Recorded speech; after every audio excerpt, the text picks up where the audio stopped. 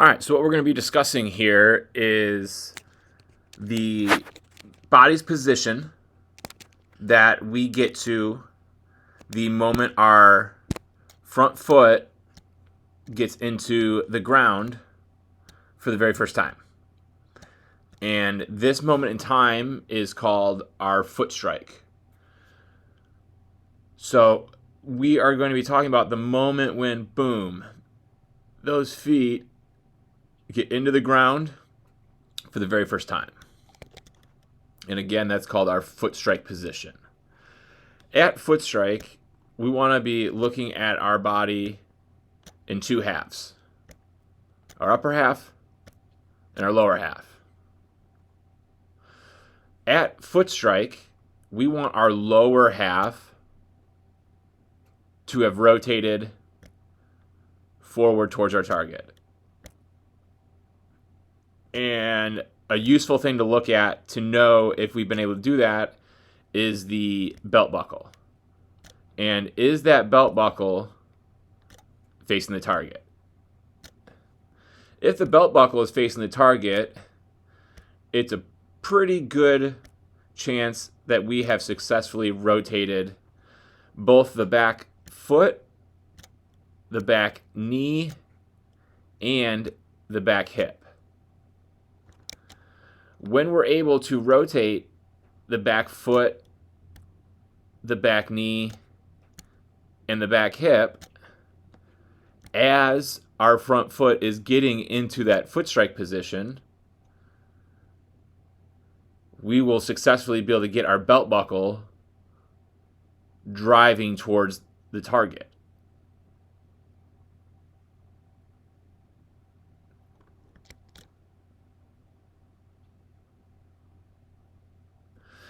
If we specifically take a look at just the back foot of these four guys, let's watch as they are rotating that back leg, how that back foot is rotating. At this point in time, all four guys still have their entire foot flat onto the ground, and then they begin to rotate through or over top of their big toe. Their foot kind of rolls, folds over, or drives forward. And as the foot does that motion, we now shift our view to the back knee and know as the foot is rolling over the big toe, that the back knee is also rotating forward. And how those two things, the back foot and the back knee, are working together. We can also see that as we go to drive and rotate that back foot and back knee, how they do that while they gain ground down the mound and towards their catcher.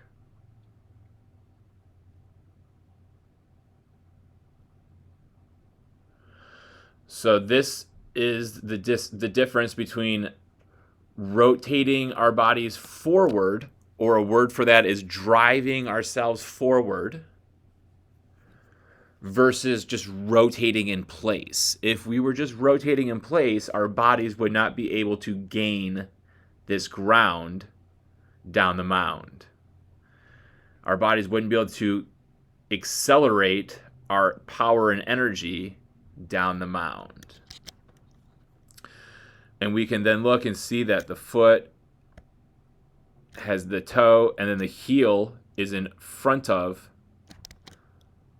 the toe, meaning we have rotated forward.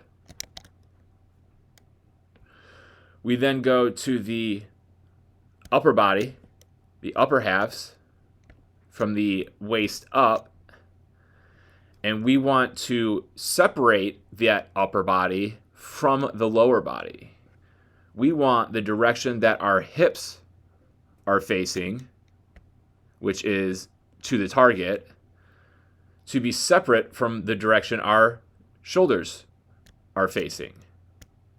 So we notice we can see the Giants, the Padres, the Pirates, and his number. We can see the Phillies, and we can see the Brewers or Milwaukee. I'm not sure what they have displayed on their jerseys there. So the direction of their lower bodies is to the target, and the direction of their shoulders is still facing, for these right-handers, towards third base, or the direction they have been the entire time. So we rotate the lower body first, then we get into foot strike, then we rotate our upper body second. And the more that we can get those lower bodies to fully rotate to the target by the time that front foot hits the ground, and we've also been able to keep that upper body from rotating and staying back, we will have created as much upper lower half separation or hip shoulder separation as possible. And the more hip shoulder separation or upper lower half separation we can create, the more power we're going to be able to produce, and the amount of stress that's put on our arm is going to be reduced.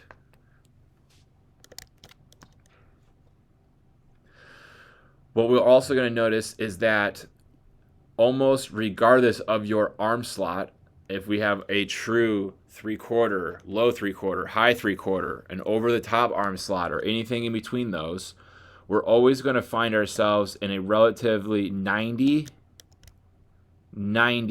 degree angle, meaning from our elbow across to our other shoulder, we want to think is nice and even. 90 degrees in that armpit. We also want to think 90 degrees in that elbow. We want this type of arm position, that 90-90, we'll call it, at the moment of foot strike. When our arm has loaded up to this position here at the moment of foot strike, and the upper body has not rotated yet, our body's rotation will accelerate the throw forward.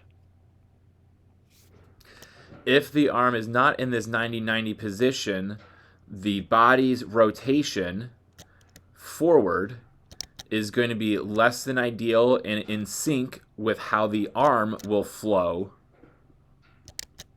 after the body goes. So we're looking for this 90-90-ish position in that throwing arm at foot strike. What we can also notice at foot strike is, where is this glove at? It's in front of the body by the rib cage. We're not letting it, if we're thinking here's some water, don't drown the glove. Don't let your glove get wet. Don't drown that glove. This one right here is a little too high. Should be more towards the belt. Okay. When the glove gets finished into the body like this, it's able to help keep this front shoulder in line, meaning it's not going to open up early. Because if that front shoulder starts to open up early, that's going to start to pull the back shoulder forward early. And now we would not have separated our upper and lower halves as much, because the angle of the shoulders would begin to rotate forward, which would be more matching the angle of the hips.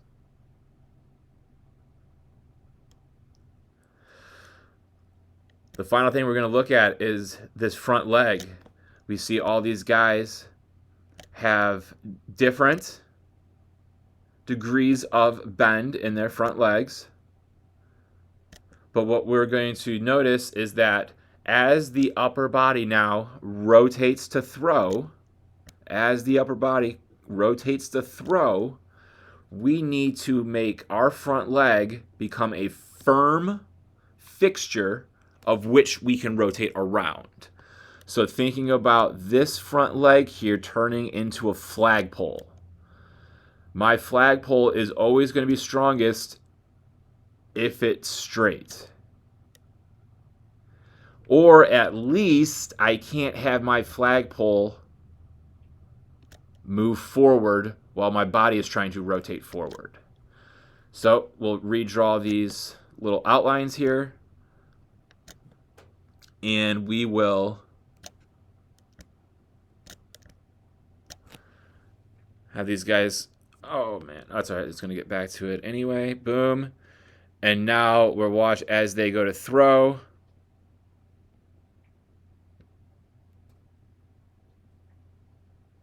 How that leg is locking out, stiffening up, straightening out. So that now that leg is here. Now that leg is here. Now that leg is here and here.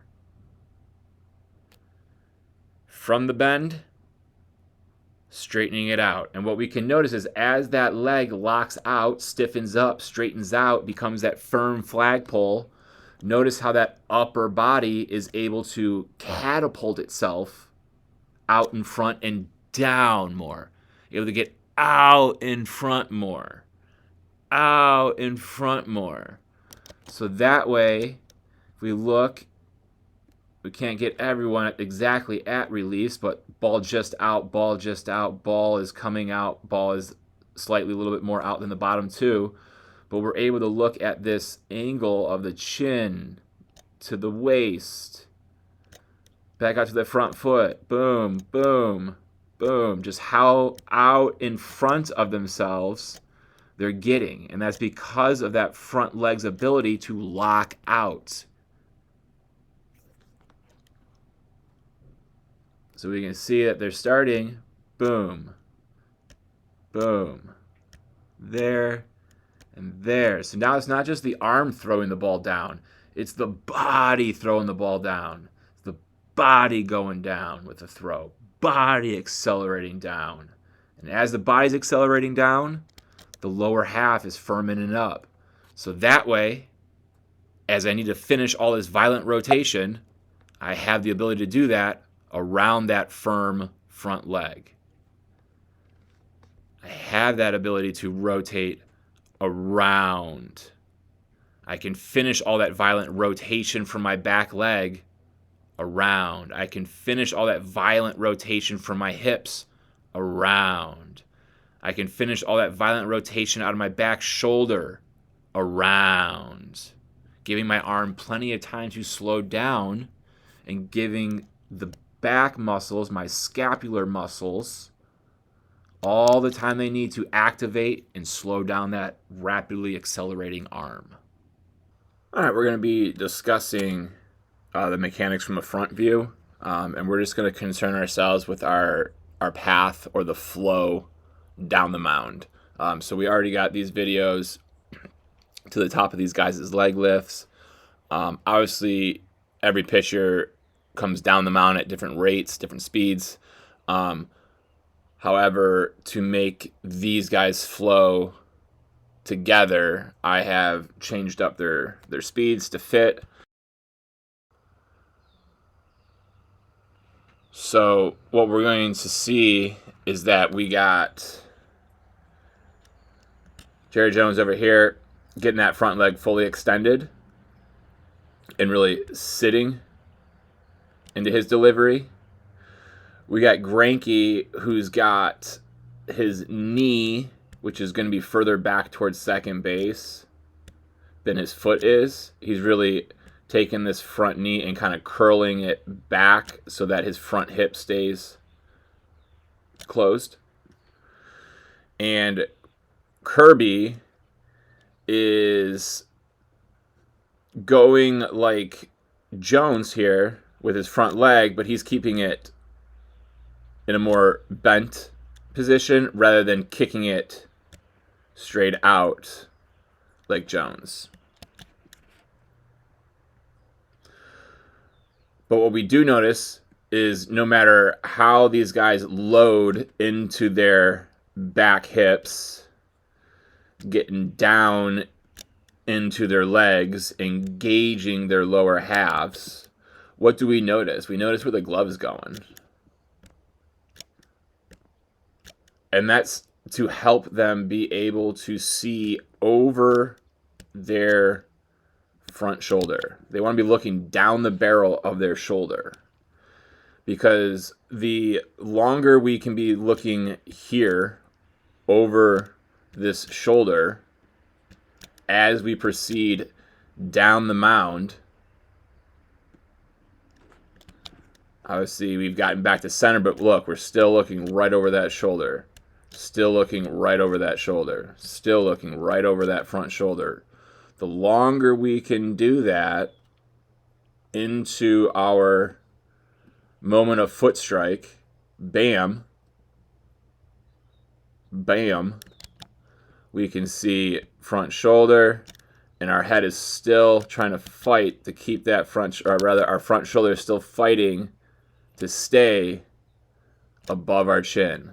The front shoulder is still fighting to stay in above the chin.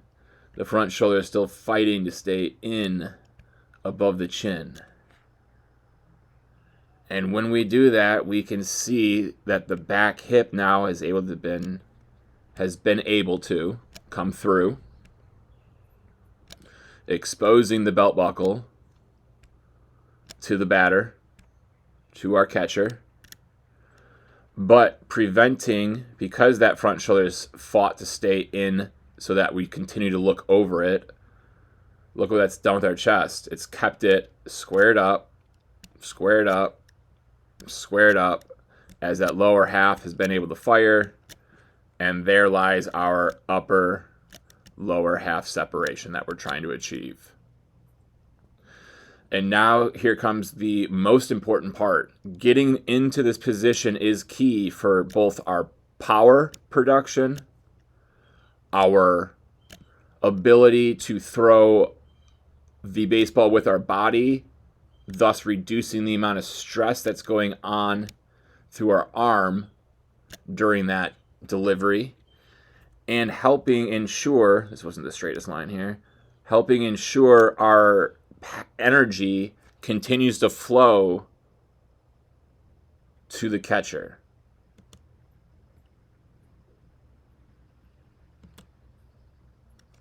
All right, we can see that head staying there, that head staying there. Kirby's fighting to keep it in there. And you can see he's fighting to keep it in there because it did not go more out there.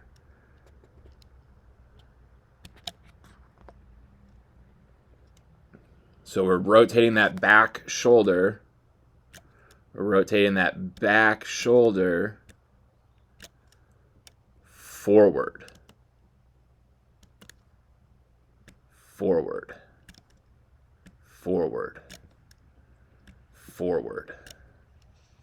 So that way all of our power can be flung through those fingers, out through that ball, forward.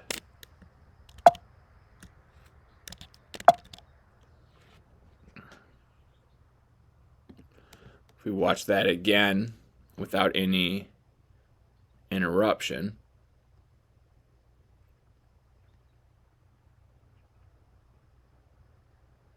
into foot strike, out of foot strike. Everything staying in line with our target. And then noticing as they're getting into release, where are those chin and chests going? To the target. To the target. The angle of our trunk, this mass from our shoulders through our waist, our trunk right now is upright. It's above our hips. In relation to the ground, it's in a 90-degree angle. As we get into release, those trunks in relation to the ground are no longer up here trying to throw the baseball. Instead, in relation to the ground, these trunks of these elite throwers of the baseball, both in terms of command, the best to ever do it, in terms of longevity and success, one of the best to do it, and an upcomer with elite velocity and potential to be an all-star. Every one of their trunks at release went from being up here at foot strike to out here at release, bringing that energy down the mound, but most importantly, towards our target. And that's something that we're able to see even easier and more clearly in the side view videos.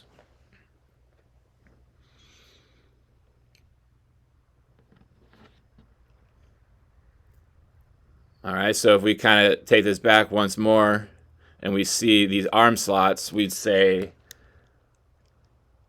boom. Oops, let me draw a better line than that. Right, we're at a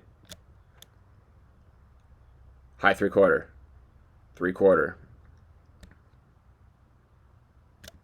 We are in a same thing, 3/4, high 3/4.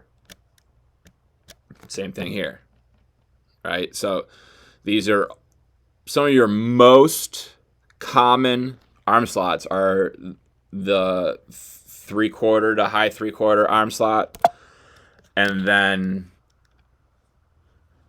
what we'll look at next here are some guys that are in that lower 3/4 tier. So we'll let, we got Luis Hill, Kyle Harrison, and Carl Crawford. Right, so the same thing, moment of that foot strike, we can see that they're still fighting to keep that front shoulder in, keep that front shoulder in, fighting to keep that front shoulder in, and then coming to release and through, we can see how those heads are fighting to stay in. Luis Hill a little bit outside, but we can see through release, bam, it's there, it's there, it's there, it's there. Now it's out, which is no big deal. It's already stable for long enough post-release, bam, that he could do a cartwheel over here if he wanted to after.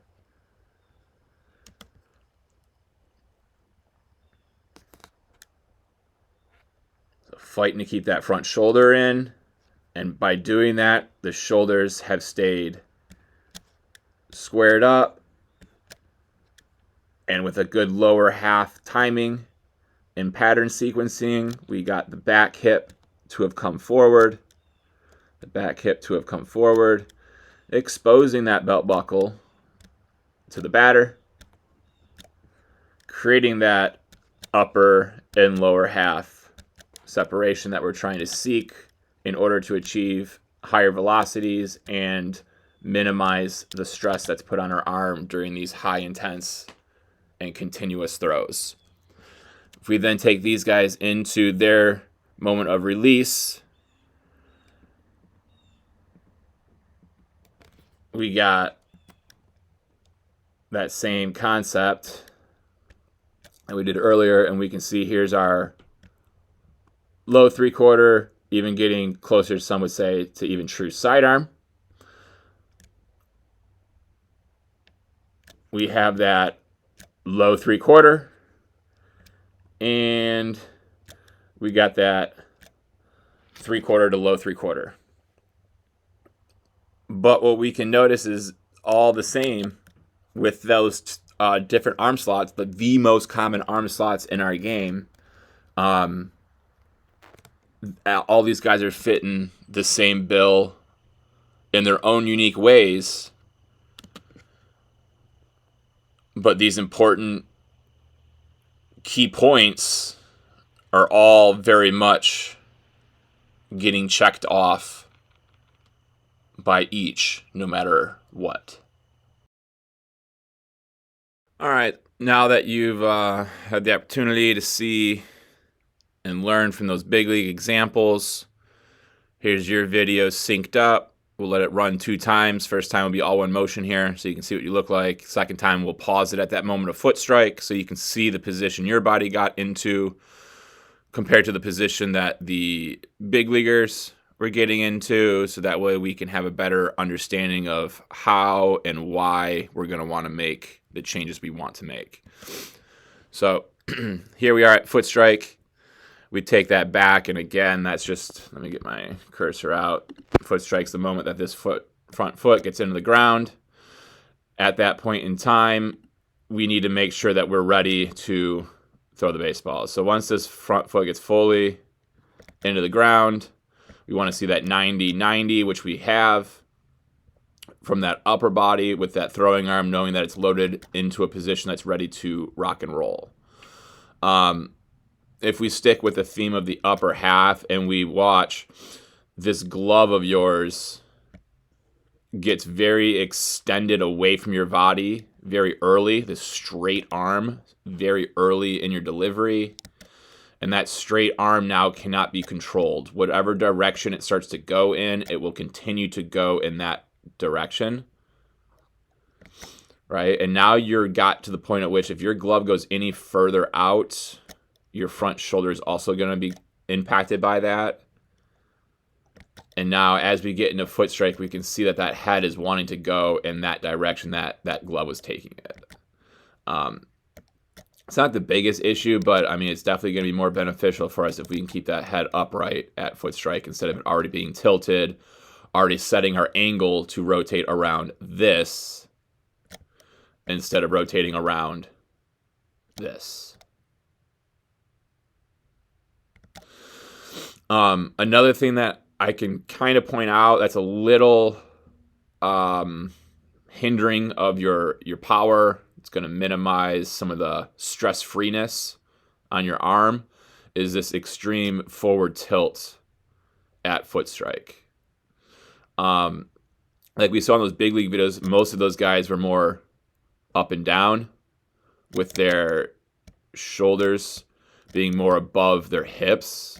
And we can see your shoulder, and then we go to hip, and we can just kind of see that slight angling, right, of that upper body forward, which means as we go out, it's not going to be as much of that upper body taking us down, out in front, down and out in front of ourselves, as we potentially could if we weren't already in some, let's say, 10-degree bend.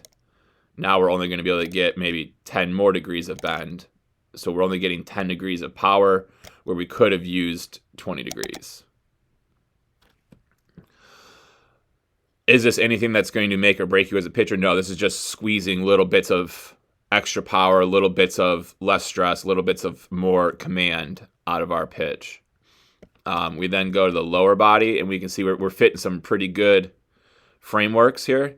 That front leg is doing a good job of getting itself rotated back underneath ourselves. And we can see as that front leg is going through its rotational sequencing, this back leg is also beginning to do its movements. We do a good job of keeping that heel connected to the ground, so that way we can be rotating over our front or our big toe. We can be rotating in front of that big toe, which does a good job of getting this back hip to start to go, which ultimately gets that belt buckle to the target. So everything getting into foot strike here is pretty good.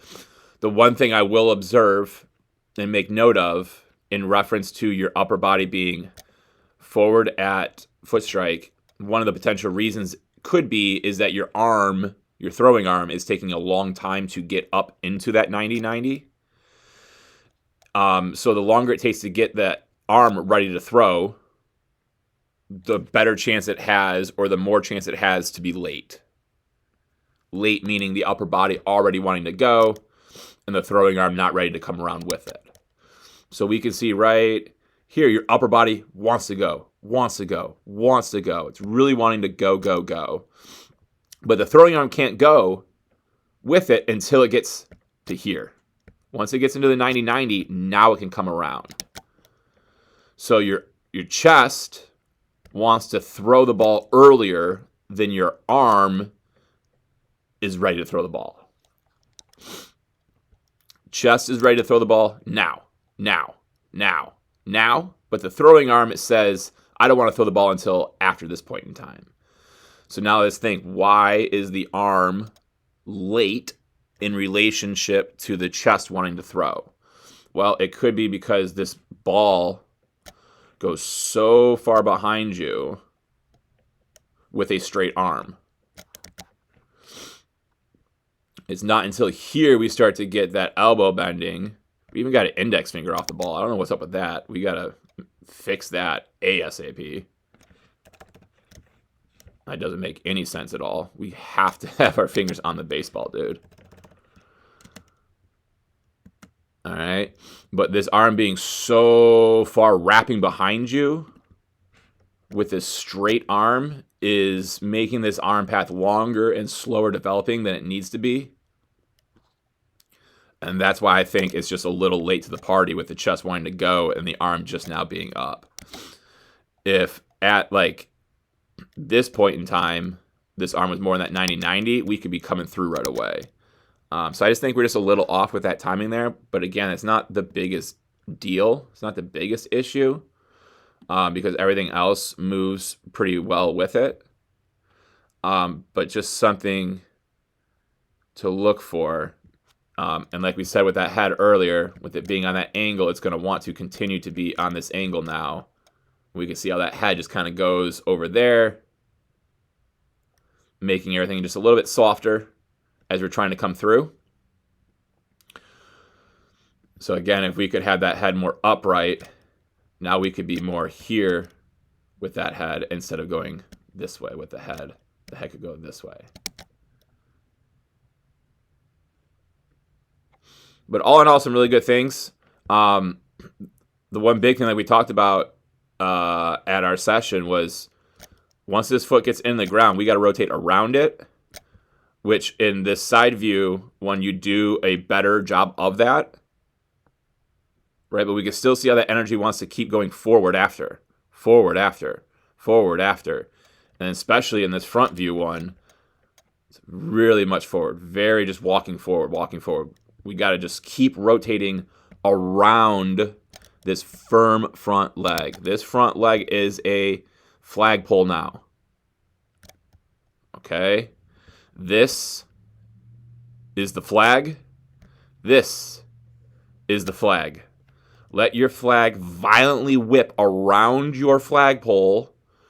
Don't take your flag and rip it away from your flagpole, which is what you're doing there. You're ripping away from the flagpole. Keep your flagpole connected to the ground the entire time. Doesn't matter how violent the wind is, no flags ever rip a flagpole out of the ground. Right? So as our flag is violently whipping around our flagpole, it's got to stay firm. Firm flagpole, flag violently whips around it. And we can see how your whole foot comes out of connection with the ground there. On both of them. Over here with the heel coming out. And over here with almost the whole foot coming out. So he's got to find a way to stay connected to the ground so we can continue to use the ground to create power.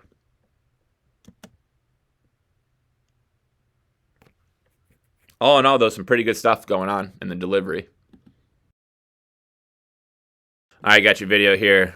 Going to play it twice. First time be all one motion so you can see what you look like. Second time we'll pause at that moment of foot strike so you can compare your body's positioning and kind of take note of what you just learned with all the big league examples to what you're seeing with your delivery. Biggest thing that we talked about is you got to get it up and get it going. We're taking too long to get things going. Guys are going to run all over you if when you come set, you then look down here to initiate your delivery. Base runners are looking at what?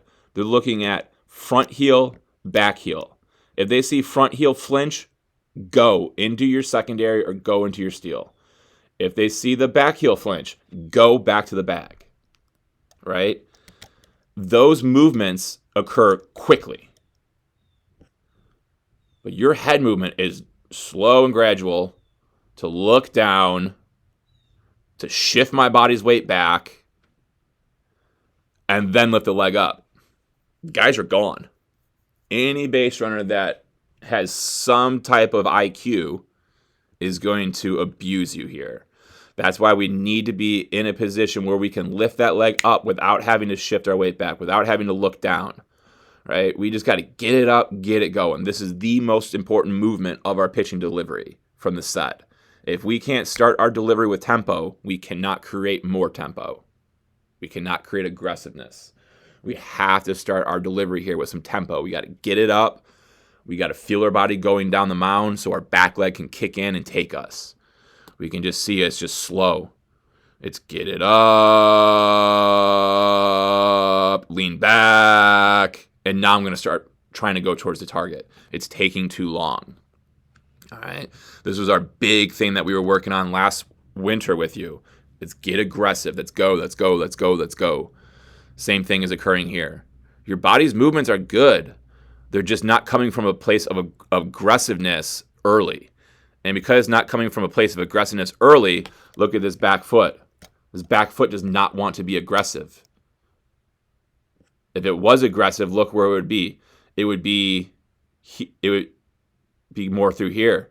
And it's coming off the ground early without it getting into a really good turned over position. And because it's not getting turned over as much as it could, this knee doesn't get as much as it could, and the back hip doesn't go as much as it could. And when those don't go as much as they could, the arm has to create more power now, right? And what we're going to notice is because we weren't aggressive with the lower body, as this hand begins to load up, watch where the elbow is going to go. The elbow is going to start to want to rotate to throw as the arm is trying to load up into its 90-degree bend in the elbow. See how that elbow is going away? If we look over here, watch that elbow disappear behind your back. Boom. Boom. And now we look over here on the side view, watch this arm load up as your shoulders are rotating around. You're late. Your arm is late to get there. Our arm at this point in time should be up and should be like somewhere back here or like right here. Your arm is closer to right here right now. See, there we go. Right when we actually get settled in the foot strike, right on the other side of your chin, we can see your arm already starting to come through there. That's your arm right here.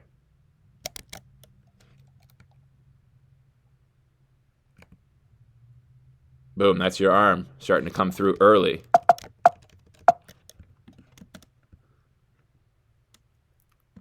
So now as it comes through, boom, it's maxed laid back right there. Your arm is not going to probably lay back much more than that, yeah. And we want our arm to be laying back as much as it can with the elbow like here and the arm back there. Whereas late, everything from a power production with the lower body is late, and therefore the throwing arm coming up is early. Why? Because when this fires, we should be loading that back. But this took too long to go, so this had to come. So all of our mechanical flaws, all the mistiming of our body's movements is due to you being slow and methodical here. And then right here, look at your face. Right here, you're trying to speed it up and get it going. Get it going. It's too late at this point. And now you're really trying to force it through. And look, that ball is out of your hand, just barely in front of your head. It could be getting released out here if everything was more on time. So our real big thing, like there's not a much, like I said, the movements that your body does are all the right movements. They're just late. They're not moving aggressively enough because our tempo is too slow in the beginning of our delivery, right? If you want to move with this methodicalness right here, this da da da da da da da, that's fine, but it's got to be in the wind up, and it's got to be step 1, step 2. But then as soon as that leg starts to come up for the leg lift, we got to shift it into overdrive and get it going. So everything we do with you this entire off season has to be, bud, about being aggressive to the point that you feel like you are rushing. You need me to tell you to slow down. Until then, there's nothing that you could be doing that's too fast, too aggressive, too much. All right, that's your goal. You need me to tell you to pull in the reins. Until then, everything's got to be as fast and aggressive as I can in the beginning of my delivery so I can remain aggressive throughout my delivery.